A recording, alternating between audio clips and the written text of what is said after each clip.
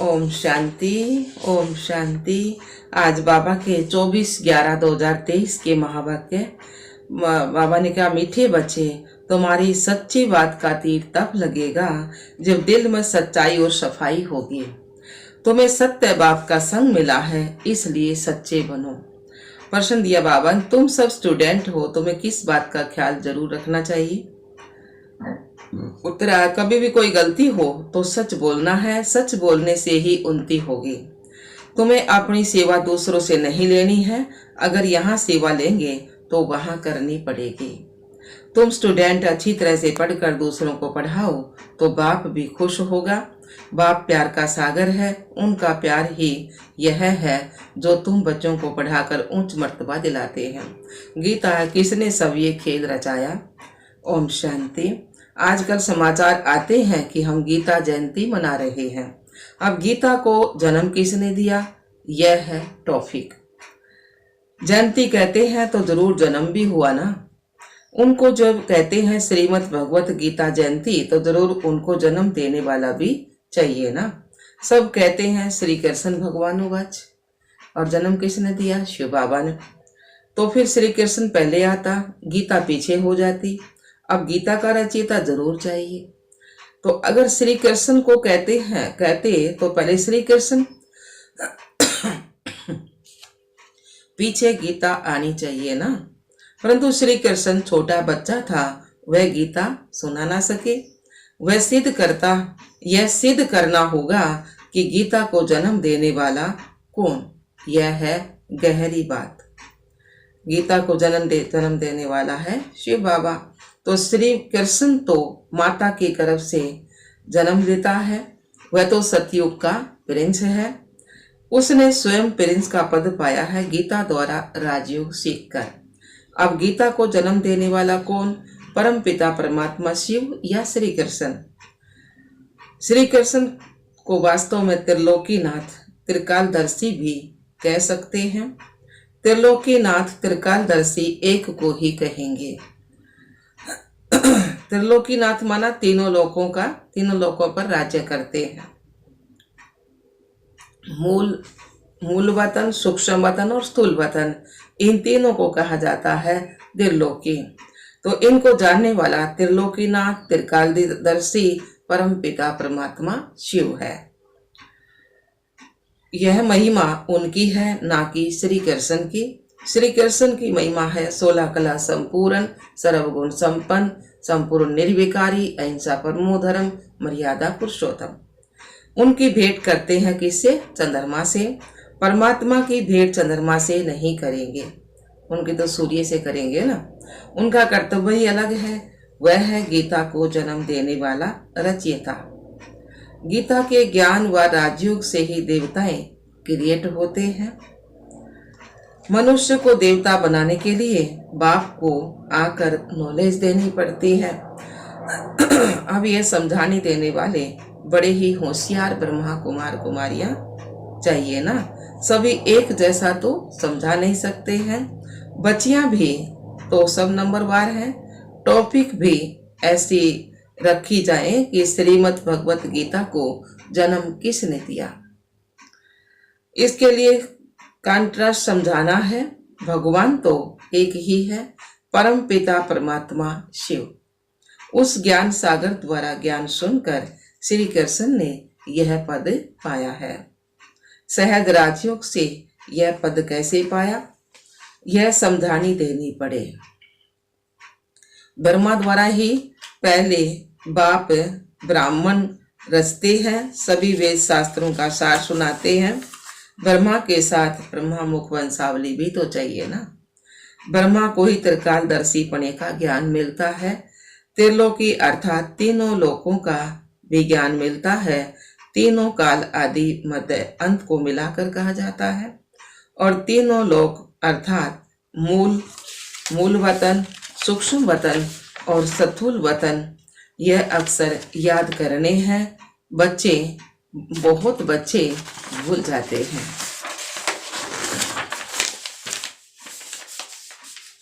तो बाबा ने कहा, बुलाया है दे अहंकार रूपी माया ने। तो गीता का रचिता परमपिता परमात्मा शिव है, ना कि श्री कृष्ण। परमपिता परमात्मा ही त्रिकालदर्शी तथा त्रिलोकीनाथ है। श्री कृष्ण में व लक्ष्मी नारायण में यह नॉलेज है ही नहीं। हाँ, जिन्होंने यह नॉलेज बाप से पाई वही विश्व के मालिक बन गए। जब सतगति मिल गई फिर यह नॉलेज बुद्धि से गुम हो जाती है। सबका सतगति दाता वह एक ही है, वह पुनर्जन्म लेने वाला नहीं है। हम तो पुनर्जन्म लिया 84 जन्म, और भगवान इस चक्कर में नहीं आते ना। पुनर्जन्म शुरू हुआ सतयुग आदि से, कलयुग अंत तक 84 जन्म लेते हैं, यह समझानी देनी पड़ती है। सब तो 84 जन्म नहीं लेते हैं। जिसने गीता लिखी उसको त्रिकालदर्शी नहीं कहेंगे।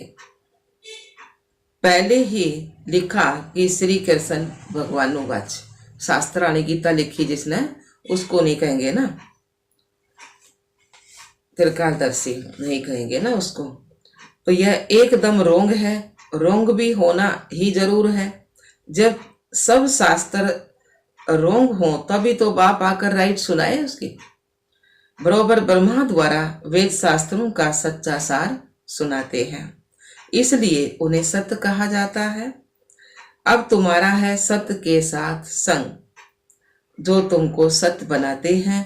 प्रजापिता ब्रह्मा और उनकी मुख वंशावली, यह जगत अम्मा सरस्वती प्रजापिता ब्रह्मा के सभी बच्चे आपस में भाई बहन ठहरे। कहाँ भी मंदिरों में जाकर भाषण करना चाहिए। घूमने फिरने भी वहां बहुत आते हैं। एक को समझाया तो सत्संग लग जाएगा। शमशान में भी जाना चाहिए, वहां मनुष्यों को वैराग्य होता है। परंतु बाबा कहते हैं मेरे भक्तों को समझाने से वह फट से समझेंगे। तो शिव बाबा के मंदिर, लक्ष्मी नारायण के मंदिर में जाना पड़े। लक्ष्मी नारायण को बाबा मम्मा नहीं कहते। शिव को बाबा कहते हैं, जरूर मम्मा भी होगी। वह है गुप्त। मम्मा शिव बाबा है और मम्मा ब्रह्मा बाबा गुप्त है ना। तो बाबा ने कहा शिव बाबा जो रचयिता है उनको माता पिता कैसे कहते हैं, यह गुप्त बात कोई भी जान न सके। लक्ष्मी नारायण को एक ही अपना बच्चा होगा, बाकी इनका नाम है प्रजापिता ब्रह्मा। विष्णु और शंकर को ऊंच नहीं रखते, उच्च त्रिमूर्ति ब्रह्मा को रखते हैं। जैसे रचता शिव परमात्मा को कहते हैं, तो ऐसे ही ब्रह्मा को भी रचता कहा जाता है। वह तो अविनाशी है ही। रचता अक्सर कहेंगे तो पूछेंगे कैसे रचा, वह तो रचता है ही ना। बाकी रचना होती है किसके द्वारा? ब्रह्मा के द्वारा। अब ब्रह्मा द्वारा परमात्मा सब आत्माओं को सृष्टि के आदि मध्य अंत का नॉलेज देते हैं। वेद शास्त्र आदि सब है भक्ति मार्ग की सामग्री। भक्ति मार्ग आधा कल्प चलता है, यह है ज्ञान कांड। जब भक्ति मार्ग पूरा होता है तब सब पतित तमो प्रधान बन जाते हैं। तब मैं आता हूँ। पहले सतो प्रधान से सतो रजो तमो में आते हैं।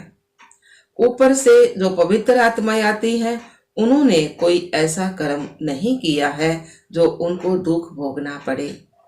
सतयुग में जो पहले आऊंगी पवित्र आत्माएं, मतलब सतो प्रधान आऊंगी ना, और फिर मतलब बाबा ने कहा भी चाहे एक जन्म लेंगे, लेकिन उसमें भी सतो रजो तमो तीनों पास करनी पड़ती है। तो बाबा ने कहा है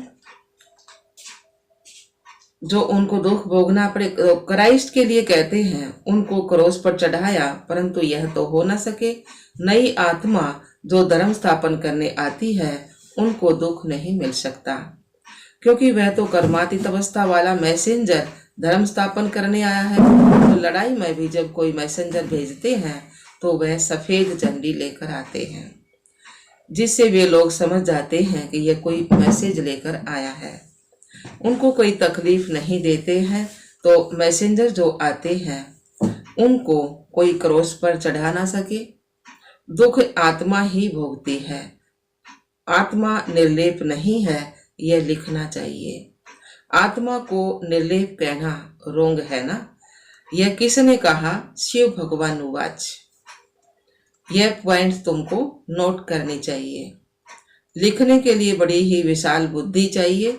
समझो प्रदर्शनी में क्रिश्चियन लोग आते हैं तो उनको भी बता सकते हैं कि क्राइस्ट की सोल को क्रॉस पर नहीं चढ़ाया गया, बाकी जिसमें उसने प्रवेश किया उस आत्मा को दुख हुआ ना। तो ऐसी बातें सुनकर वंडर खाएंगे और उस पवित्र आत्मा ने आकर धर्म स्थापन किया गॉड फादर के डायरेक्शन अनुसार। यह भी ड्रामा है। ड्रामा को भी कई लोग समझते हैं परंतु उनके आदि मध्य अंत को नहीं जानते हैं। ऐसी ऐसी बातें सुन वह लोग कुछ समझने की कोशिश करते हैं। कृष्ण को भी कोई गाली दे ना सके, बरोबर गालियां अभी ही मिल रही हैं। किसको? शिव बाबा को नहीं, इस साकार को। टीचर तो बाबा है ना, प्योर सोल, और यह है इम्प्योर सोल। तो जो प्योर बन रहा है, जो समझ गए हैं, वह बीत बीत नहीं करेंगे, नहीं तो समझेंगे यह तो सिखाया हुआ है। फिर वह बात कोई को जचती नहीं है, तीर नहीं लगता है। सच्चाई सफाई बहुत चाहिए। जो खुद विकारी होगा वह औरों को कहे काम मां शत्रु है तो तीर लग नहीं सकता। जैसे पंडित का मिसाल है ना, राम राम कहने से नदी व सागर पार कर जाएंगे। तो यह अभी की बात है। शिव बाबा कहते हैं मुझे याद करने से तुम इस विषय सागर से पार हो जाएंगे। कौन सा सागर? यह पंडित नहीं जानते। वैशाल्य से शिवालय में चले जाएंगे। बड़ी अच्छी रीति से श्रीमत पर चलना है। कहते हैं ना कि बाबा चाहे प्यार करो चाहे ठुकराओ। तो यहाँ तो सिर्फ समझानी दी जाती है तो भी कई मुर्दे बन जाते हैं। तो बच्चों को तो लिखना पढ़ना पड़ता है ना।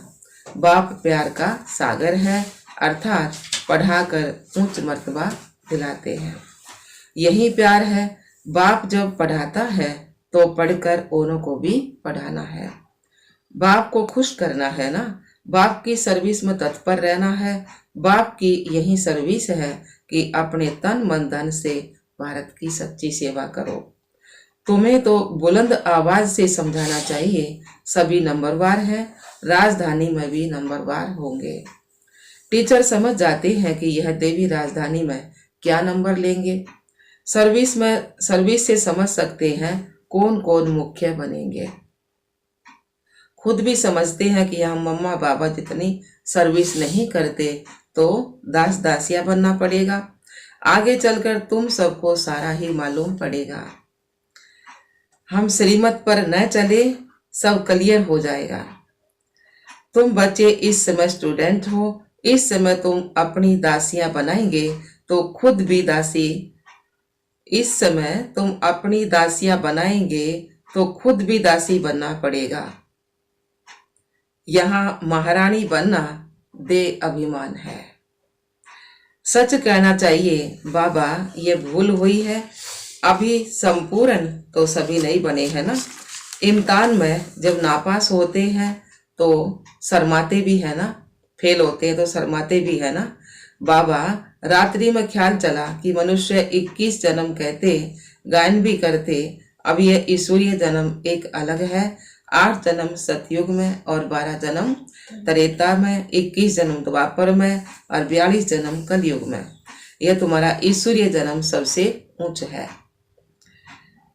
जन्म है जो एडॉप्ट है, ईश्वरीय जन्म है जो इसमें एडॉप्ट है। तुम ब्राह्मणों का भी ये सौभाग्यशाली जन्म है। अच्छा जी बाबा। मीठे मीठे सिकलधे बच्चों प्रति मात पिता बाप दादा का याद प्यार और गुड मॉर्निंग। रूहानी बाप की रूहानी बच्चों को नमस्ते। हम रूहानी बच्चों की रूहानी बाप दादा को याद प्यार, गुड मॉर्निंग, नमस्ते नमस्ते नमस्ते जी। हम बाबा के बच्चे सदा रहे हंसते और हंसाते। शुक्रिया मीठे बाबा, शुक्रिया बाबा। धारणा के लिए मुख्य सार सुना बाबा ने। पहला पॉइंट है प्यार के सागर बाप के प्यार का रिटर्न करना है। अच्छी तरह पढ़कर फिर पढ़ाना है, श्रीमत पर चलना है। दूसरा पॉइंट सच्चाई और सफाई के पहले स्वयं धारणा कर फिर दूसरों को धारणा करानी है। एक बाप के संग में रहना है।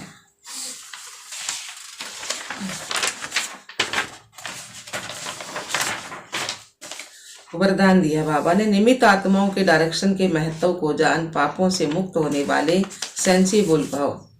निमित्त आत्माओं के डायरेक्शन के महत्व को जान, पापों से मुक्त होने वाले सेंसिबल भव। सार दिया बाबा ने, जो सेंसिबल बच्चे हैं वो कभी यह नहीं सोचते कि यह निमित्त आत्माएं जो डायरेक्शन दे रही हैं शायद कोई के कहने से कह रही है। निमित्त बनी हुई आत्माओं के प्रति कभी ये वैर संकल्प नहीं उठाने चाहिए। मानो कोई ऐसा फैसला भी देते हैं जो आपको ठीक नहीं लगता, लेकिन आप उसमें जिम्मेवार नहीं हो, आपका पाप नहीं बनेगा, क्योंकि जिसने इन्हें निमित्त बनाया है वह पाप को भी बदल देगा। तो ये गुप्त रहस्य, गुप्त मशीनरी है ना। स्लोगन दिया बाबा ने, अटेंशन वह है, ऑनेस्ट वह है जो प्रभु पसंद और विश्व पसंद है, आराम पसंद नहीं। ईमानदार वही है जो प्रभु पसंद और विश्व पसंद है, आराम पसंद नहीं। मातेश्वरी जी के मधुर महावाक्य, मनुष्य का 84 जन्म है, ना कि 84 लाख योनियां। अब यह जो हम कहते हैं कि प्रभु हम बच्चों को उस पार ले चलो, तो उस पार का मतलब क्या है? लोग समझते हैं उस पार का मतलब है जन्म मरण के चक्कर में आना, अर्थात मुक्त हो जाना। जब यह तो हुआ, अब यह तो हुआ मनुष्यों का कहना, परंतु बाप कहते हैं बच्चों, सचमुच जहाँ सुख शांति है, दुख अशांति से दूर है, उसको दुनिया नहीं कहते। जब मनुष्य सुख चाहते हैं तो वो भी इस जीवन में होना चाहिए। अब वो तो सतयुगी वैकुंठ देवताओं की दुनिया थी, जहाँ सर्वदा सुखी जीवन थी। उसी देवताओं को अमर कहते थे। अब अमर का भी कोई अर्थ नहीं है। तो ऐसे तो नहीं कि देवताओं की आयु इतनी बड़ी थी जो कभी मरते नहीं थे। अब यह कहना तो उनका रोंग है, क्योंकि ऐसे तो है नहीं। उनकी आयु कोई सतयुग त्रेता तक नहीं चलती है, 150 वर्ष की आयु होगी ना। परंतु देवी देवताओं के जन्म सतयुग त्रेता में बहुत हुए हैं। 21 जन्म तो उन्होंने अच्छा राज्य चलाया है, और फिर 63 जन्म द्वापर से कलयुग अंत तक टोटल उन्होंने जन्म चढ़ती कला वाले 21 हुए और उतरती कला वाले 63 हुए। टोटल मनुष्य 84 जन्म लेते हैं। बाकी ये जो मनुष्य समझते हैं कि मनुष्य 84 लाख योनियां भोगते हैं, यह कहना भूल है। अगर मनुष्य अपनी योनि में सुख दुख दोनों पार्ट भोग सकते हैं, तो फिर जानवर योनि में भोगने की जरूरत ही क्या है? अब मनुष्यों को यह नॉलेज ही नहीं है। मनुष्य तो 84 जन्म लेते हैं, बाकी सृष्टि पर जानवर पशु पंछी आदि टोटल 84 लाख योनियां अवश्य हैं। अनेक किस्म के जैसे पैदाइश है, तो उसमें भी मनुष्य योनि में ही अपना पाप पुण्य भोग रहे हैं, और जानवर अपनी योनियों में भोग रहे हैं। न मनुष्य जानवर की योनि लेता और न जानवर मनुष्य की योनि में आता। मनुष्य को अपनी योनि में जन्म भोगनी पड़ती है, तो दुख सुख की महसूसता आती है। ऐसे ही जानवर को भी अपनी योनि में सुख दुख भोगना है, मगर उन्हों में यह बुद्धि नहीं है कि यह भोगना किस कर्म से हुई। उन्हों की भोगना को भी मनुष्य फील करता है, क्योंकि मनुष्य है बुद्धिवान। बाकी ऐसे नहीं कि मनुष्य कोई 84 लाख योनियां भोगते हैं।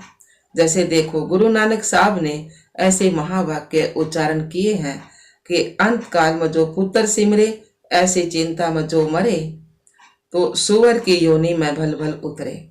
परंतु इस कहने का मतलब यह नहीं है कि मनुष्य कोई सुअर की योनि लेता है, परंतु सुअर का मतलब यह है कि मनुष्यों का कार्य भी सुअर जैसा होता है, जैसे जानवर का कार्य होता है। बाकी ऐसे नहीं कि मनुष्य कोई जानवर बनते हैं, नहीं। अब यह तो मनुष्यों को डराने के लिए शिक्षा देते हैं। तो अपने को इस समय पर, इस संगम युग पर अपने जीवन को पलटाए परमात्मा से पुण्य आत्मा बनना है। अच्छा, ओम शांति बाबा।